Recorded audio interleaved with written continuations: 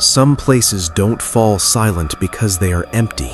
They fall silent because something inside them is listening, waiting, and in the remote, fog-covered mountains of Romania stood an ancient monastery where every night without fail, the bells would begin to ring on their own, echoing through the valleys like a warning no one dared to answer.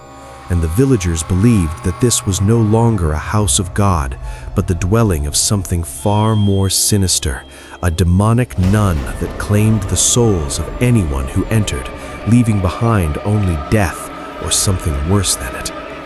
In 1952, when whispers of these katanas grew too persistent to ignore, the Vatican decided to uncover the truth and sent two individuals, a seasoned priest and a young nun named Sister Irene, chosen not only for her faith, but for the strange visions that haunted her, glimpses of things beyond human understanding that often blurred the line between prophecy and nightmare. When they arrived, they were guided by a local man who had once delivered supplies to the monastery, a man visibly shaken by what he had seen, warning them that whatever lived there awoke fully after sunset, and that if they valued their lives, they should leave before darkness claimed the land. But warnings have a way of sounding distant when curiosity and duty take hold. As they approached the monastery, the world itself seemed to fade, swallowed by thick fog, the structure emerging like a forgotten relic, its broken walls and lifeless windows staring back like hollow eyes. And inside, the silence felt unnatural, suffocating, broken only by the faint echoes of footsteps that didn't belong to them.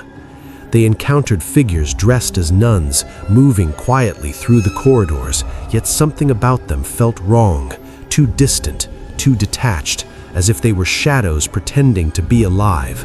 And though one of them spoke, explaining that they prayed constantly to keep evil at bay, Irene couldn't shake the feeling that this place was built on a lie, that the prayers were not keeping something out, but rather holding it in.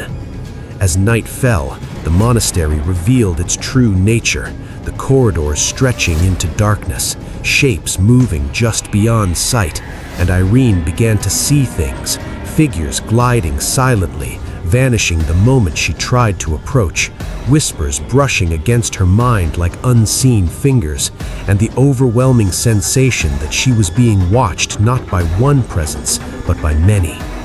Meanwhile, the priest ventured deeper into the ruins, only to have the ground beneath him collapse, sending him into a hidden crypt where the air was thick with decay and fear, the darkness pressing in as the stone above sealed itself shut, trapping him alive in a grave.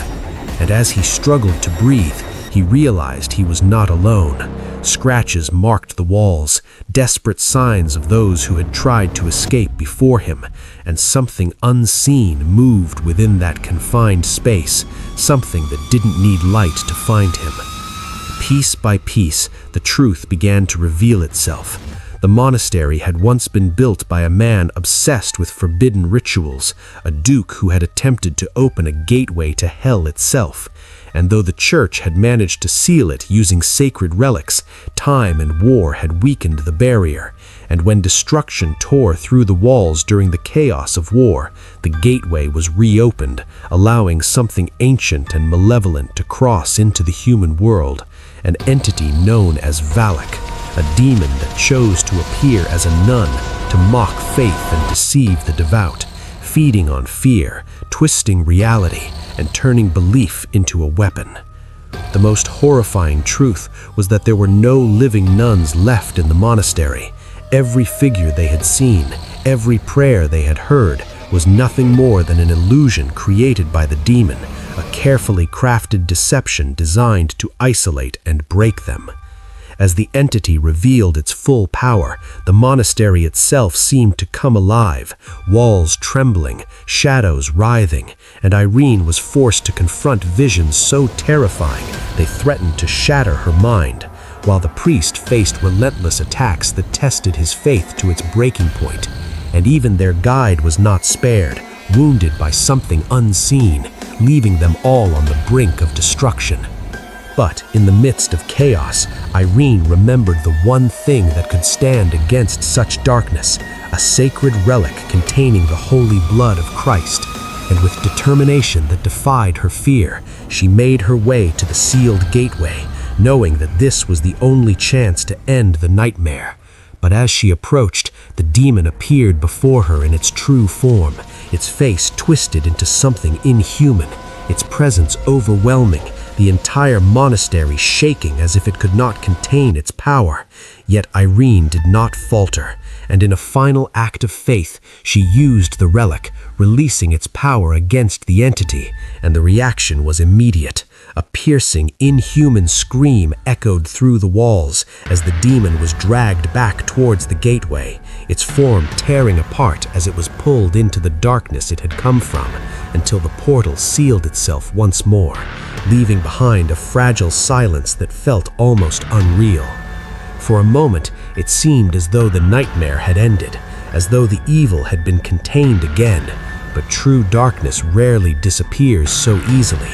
And as they left that cursed place, a mark appeared on the neck of the man who had guided them, a subtle yet chilling sign that something had followed them, something hidden, waiting, because evil doesn't always need a place to exist, it only needs a host. And somewhere in the shadows of the world, that same presence lingers, watching, waiting for the moment when it can rise again, because some demons are never truly defeated.